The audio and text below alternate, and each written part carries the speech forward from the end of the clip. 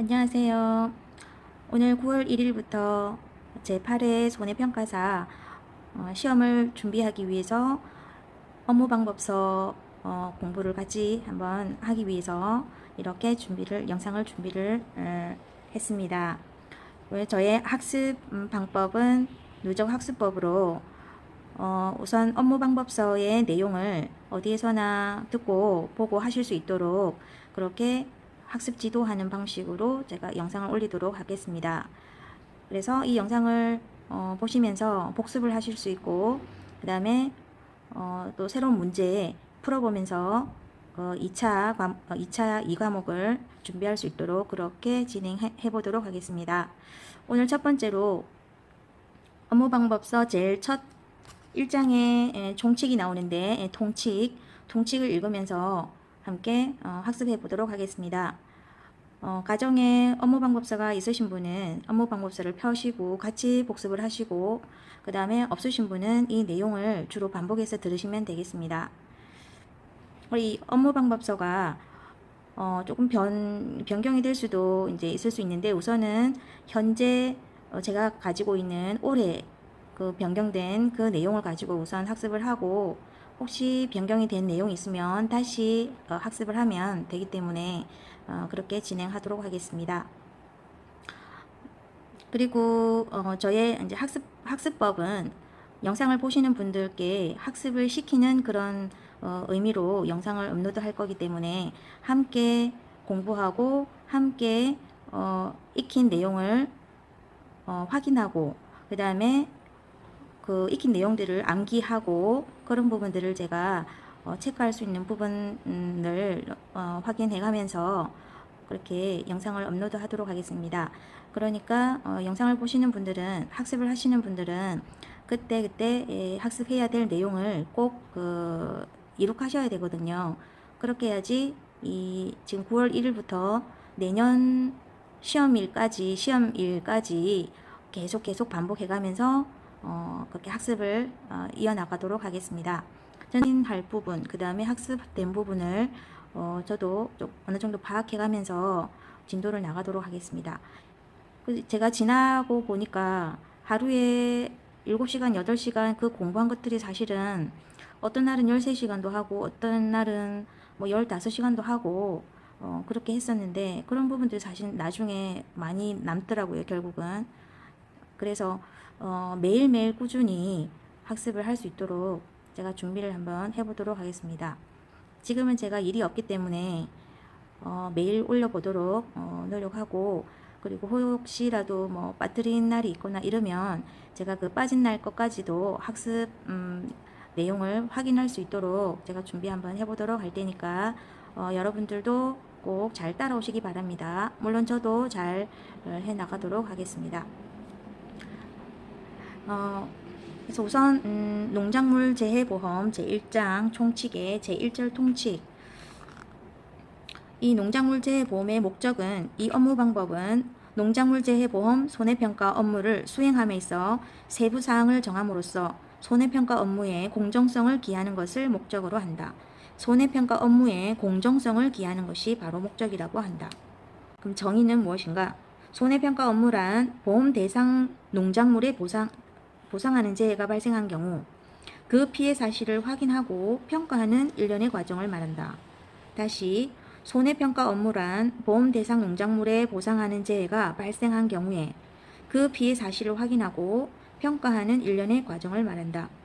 보험 대상 농작물이 정해져 있고, 그 다음에 보상하는 재해가 정해져 있기 때문에 보험마다 그 보상하는 재해에 따라서 그 피해 사실을 확인하고 평가해주는 일련의 과정이 손해평가다. 그럼 이제 용어를 한번 보면, 이 업무 방법에서 사용하는 용어의 정의는 다음과 같다. 전수조사라고 하는 것은 전수조사. 먼저 전수조사하고 떠올리게 된다면은 전체적인 거라는 그런 내용이 아마 떠오르실 겁니다. 그래서 전수조사라고 하는 것은 전체를 조사한다는 의미인데, 하나의 보험가입금액에 해당하는 농지 또는 과수원에서 병작한 목적물 또는 수확물을 모두 조사하는 것을 말한다. 다시, 전수조사라 함은 하나의 보험가입 금액에 해당하는 농지 또는 과수원에서 경작한 목적물, 수확물을 모두 조사하는 것. 그 다음에 표본조사라고 하는 것은 표본을 떠서 조사하는 것. 그러니까 하나의 보험가입 금액에 해당하는 농지 또는 과수원에서 경작한 전체 목적물 수확물의 특성 또는 수확량을 잘 나타낼 수 있는 일부 목적물, 일부 수확물을 표본으로 추출하여 조사하는 것을 말한다.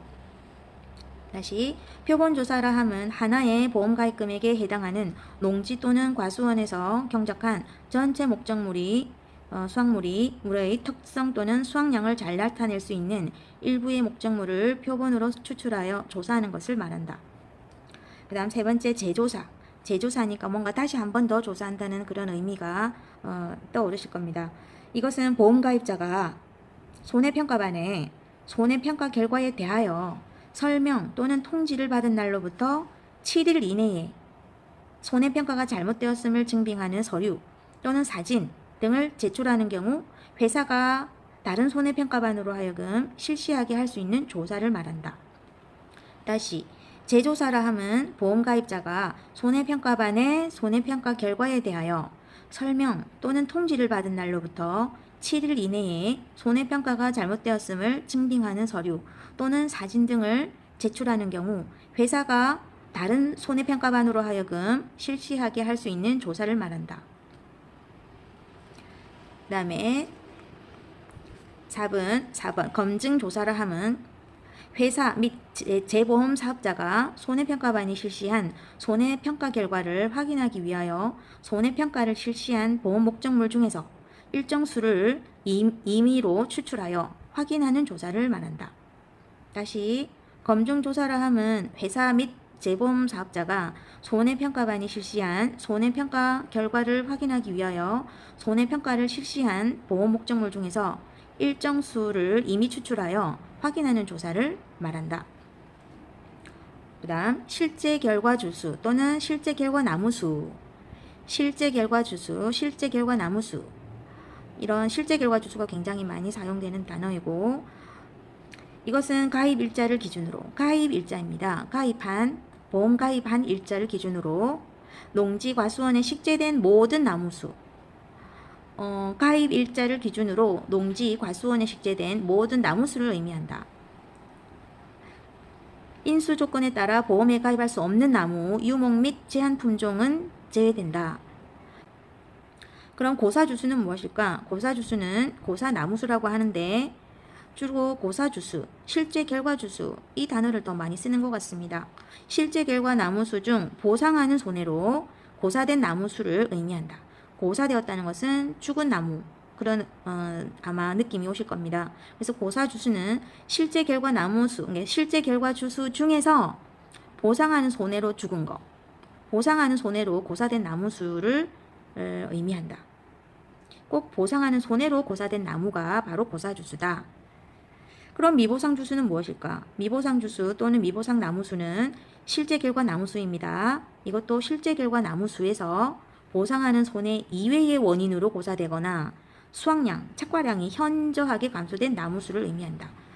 이 미보상주수, 미보상나무수가 조금 처음에 많이 헷갈렸는데 이것은 미보상주수를 구할 때 실제 결과 나무수에서 실제 결과 나무수는 유목과 제한 품종을 제외한 나무수입니다.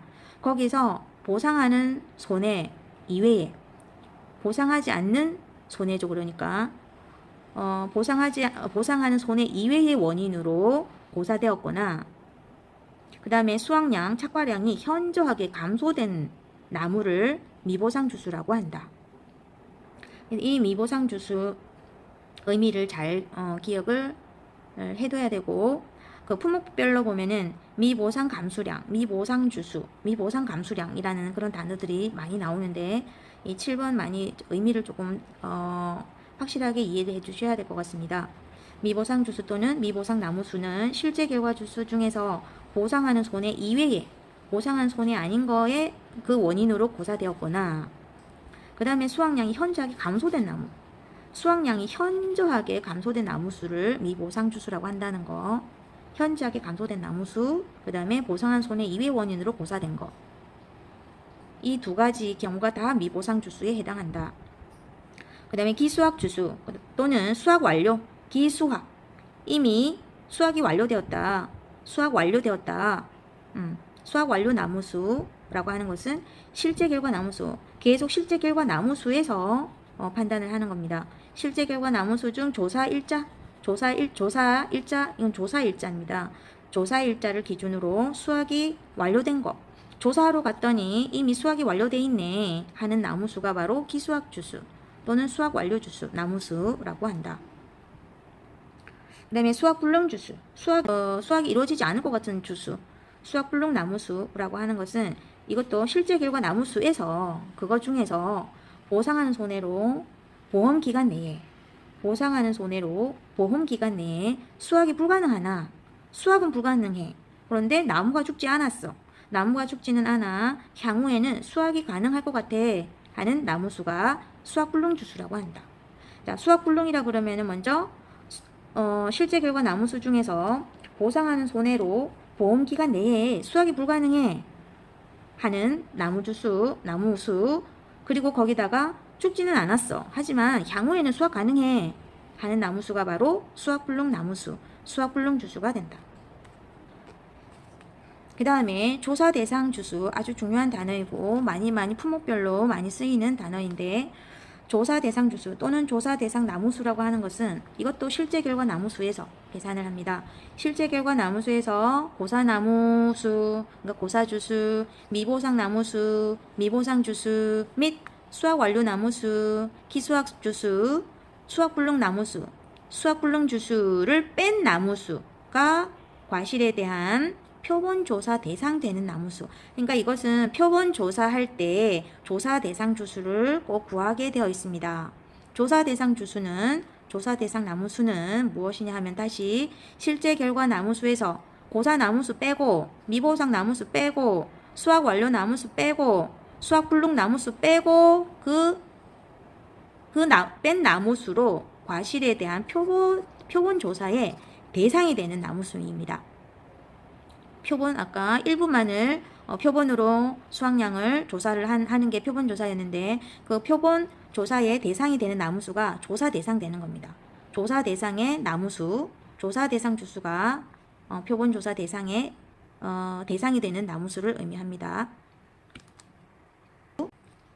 그 다음에 실제 경작 면적이라고 하는 것은 가입일자 기준으로 실제 경작이 이루어지고 있는 모든 면적, 실제 경작하고 있는 면적, 실제 경작이 이루어지고 있는 모든 면적 의미를 하며, 그 다음에 수학불능 면적, 수학불능 고사 면적. 자, 이거 수학불능 고사 면적. 그 다음에 타작물 및 미보상 면적. 그 다음에 기수학 면적을 포함한다. 실제 경작 면적에는 수학불능 고사 면적, 그 다음에 타작물 및 미보상 면적, 그 다음 기수학 면적을 포함한다. 이것은 실제 경작 면적, 수학불능 고사 면적. 근데 이거는 척과전에도 이제 중요한 부분으로 나오는 부분이고, 타작물 및 미보상 면적, 이것도 생산비 보장, 밭작물에서도 기수학 면적과 타작물 및 미보상 면적이 많이 나올 겁니다. 그리고 수학불능 고사 면적, 이것이라고 하는 것은 실제 경작 면적 중에서 보상하는 손해로 수학이 불가능한 면적을 의미한다. 보상하는 손해로 수학이 불가능한 면적을 수학불능 고사 면적이라고 한다. 이거 아주 중요합니다. 척과전에 계산할 때 나중에 또 말씀드리겠습니다. 그 다음에 타작물 및 미보상 면적이라고 하는 것은 타작물, 다른 작물이 있네. 미보상 면적. 보상하는 원인 이외에 뭔가 면적이 있나 보다. 이런 느낌이 오고, 그 다음에 타작물 및 미보상 면적이라 하는 것은 실제 경작 면적 중에서 목적물 외에, 목적물은 상추인데, 목적물은 고구마인데 다른 거가 타작물이 식재되어 있거나 할 때, 그 다음에 보상하는 재해 이외의 원인으로 수확량이 현저하게 감소된 면적이 바로 미보상 면적. 타작물은 목적물 외에 다른 타작물 식재되어 있는 거, 그 다음에 보상하는 재해 이외의 원인으로 수확량이 현저하게 감소된 면적, 미보상 면적. 이것은 항상 같이 따라다니더라고요, 보니까. 그 다음에 기수학 면적, 기수학 면적, 실제 경작 면적 중 조사 일자를 기준으로 수학이 완료된 면적을 의미한다. 기수학 면적, 실제 경작 면적에서 조사하러 갔는데 수학이 완료됐어 하는 면적, 기수학 면적입니다. 그다음 낙과라고 하는 것은, 낙과라고 하면 어떤 의미가 떠오르시나요? 낙과, 과일이 떨어졌죠. 그래서 낙과, 나무에서 떨어진 과실, 나무에서 떨어진 과실, 예, 낙과입니다. 그 다음에 그럼 착과는 뭘까요? 착 달라붙어 있겠죠, 과실이. 그래서 착과라고 하는 것은 나무에 달려있는 과실, 나무에 달려있는 과실을 말합니다. 그 다음에 적과, 적과는 좀 생소하더라고요, 처음에. 적과, 이것은 따내는 것인데, 이건 왜 따내느냐 하면은 적출해내는 거예요. 과실을 적출해내는데, 왜 적출해내느냐 하면은 해거리 방지하고, 한 해 많이 열리면 그 다음 해에는 과실이 많이 안 열린다고 하네요. 그래서 이 해거리를 방지하고 안정적 수확을 위해서 알맞은 양의 과실만 남기고 나무로부터 과실 따버리는 것, 이것이 적과입니다. 적과가 이 굉장히 중요하더라고요. 우리 손해평가사를 떠나서 생각을 할 때 이 적과라는 단어를 몰라도 혹시 나무에 감이나 밤이 감이나 뭐 배나 사과가 너무 많이 달려 있으면 서로 양분을 먹다 보면 그 과실들이 많이 안 커질 거잖아요, 상식적으로도. 그래서 그 중에서 몇 개씩을 따내는 거, 그것이 적과다. 적과라 하면 해거리도 방지해준다. 그 다음 안정적인 수확을 위해서 알라리가 좀 과실이 좀 큰 그런 과실을 만들어서 안정적인 수확을 위해서 알맞은 양의 과실만 남기고 나무로부터 과실 따버리는 것을 말한다. 그 다음에 열과는 좀 생소하실 거고, 자, 열과라고 하는 것은 우선 과실이, 과일이죠. 과실이 숙기에 거의 익었을 때에 과다한 수분을 흡수했어. 과다한 수분을 흡수하고 난 후에 너무 더워, 고온이 지속되고 있어. 그럴 때 수분을 배출을 한답니다. 너무 과다한 수분을 흡수했고, 그 다음에 너무 더우니까 수분을 배출을 하나 봐요. 그래서 과실이 그때 갈라지는 현상. 열과라 하면 과실이 숙기에 과다한 수분을 흡수하고 난 후 고온이 지속될 경우에 수분을 배출하면서 과실이 갈라지는 현상을 말한다. 이게 열과이다. 거대재해라 함은 태풍 등 재해 발생 시 문서, 시행 등으로 거대 재해임을 대내외적으로 알린 때를 말한다. 여기까지는 이제 용어였었고, 그 다음에 손해평가 업무 절차에 대해서 이제 한번 알아보면,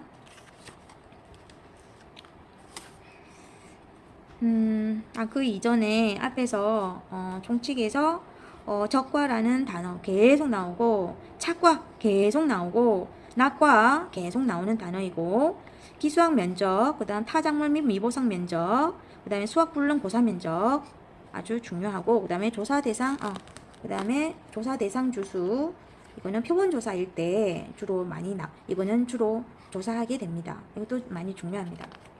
그리고 이제 수학 불능 주수, 이것도 중요하지만 미보상 주수, 그 다음 고사 주수, 그리고 아주 기본적인 실제 결과 주수, 이것을 알아야 고사 주수, 미보상 주수, 그 다음에 기수학 주수, 조사 대상 주수, 이런 거를 또 조사 대상 주수도 구할 수가 있으니까 확실하게 알아둬야 되겠습니다. 그 다음에 손해평가사가 되면은 이제 손해평가 업무 절차가 어떻게 이루어지는지 업무 절차를 알려주는 내용이네요. 먼저 사고가 재해가 생겼다. 그러면 사고가 접수가 되겠죠. 사고 접수가 되어서 이제 농협에 전화를 하면 이제 사고 접수를 해야 되니까 농협의 담당자 등은 계약자 등으로부터 사고 발생 통지를 받은 즉시 사고 내용을 전산에 입력하고 보험사고 접수증 또는 문자 메시지 등의 방법으로 사고 접수 내용을 계약자에게 통보한다. 먼저 사고가 생기면 사고 접수를 하고, 그 다음에 이제 그럼 농협에서는 이 사고가 났으니까 이제 손해평가반 구성하겠죠. 손해평가반 구성해서 손해평가 일정 계획을 이제 우선 수립을 한 다음에 출동을 하겠죠. 그래서 농협의 담당자 등은 사고 접수가 된 계약에 대하여 품목, 무슨 품목이지? 양파, 고구마, 배, 사과, 생육시기. 그 다음에 재해 종류는 뭐지? 태풍인가? 냉해인가? 우박인가? 이런 거에 따라서 조사 종류가 달라지기 때문에 그 조사 종류를 결정하고 이에 따라 손해평가방 구성을 하고 그리고 손해평가 일정을 수립한 다음에 손해평가방 구성 및 일정 수립을 해서 이제 현장으로 가게 됩니다.